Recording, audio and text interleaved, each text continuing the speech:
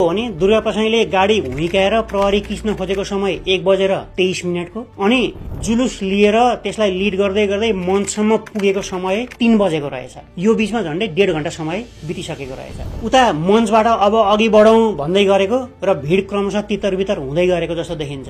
त्यो बेलासम्म पनि यहाँनेर त्यो क्लिपमा हेर्नुस् पछाडिको बिल्डिङमा क्षति भएको देखिँदैन। अर्थात् यो बेलासम्म पनि त्यो घरमा आक्रमण भएको थिएन। तर प्रहरीका अनुसार त्यो घरमा आगो सुरु भएको 2:21 मा भनिएको छ, जुन घटनाक्रम र प्रहरीले दिएको सीसीटीभी फुटेजको समयसँग मेल खाँदैन।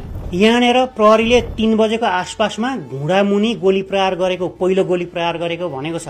त्यो कसलाई लागेको थियो खुलाएको छैन।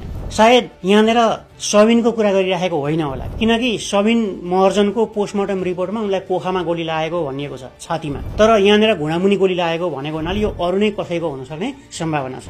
अनि अन्नपूर्ण मिडियामा आगलागी भएको समय पनि 3 बजेको हाराहारीमा रहेछ प्रहरीकै अनुसार। यो सिभिल ड्रेसमा हतियार बोक्ने को हो भनेर धेरै प्रश्नहरू आएका थिए। प्रहरीले नै त्यसको जवाफ दिएको छ, लागु औषधका सादा पोसाकका प्रहरी हुन् भनेर। यो लागु औषध ब्युरोको अलिकति पछाडिपट्टि अफिस छ। लागु औषध ब्युरोको गाडीहरू जलाइएको थियो। लागु औषध ब्युरोका भएका व्यक्तिहरूलाई पनि जलाउने कोसिस गरिएको थियो। अनि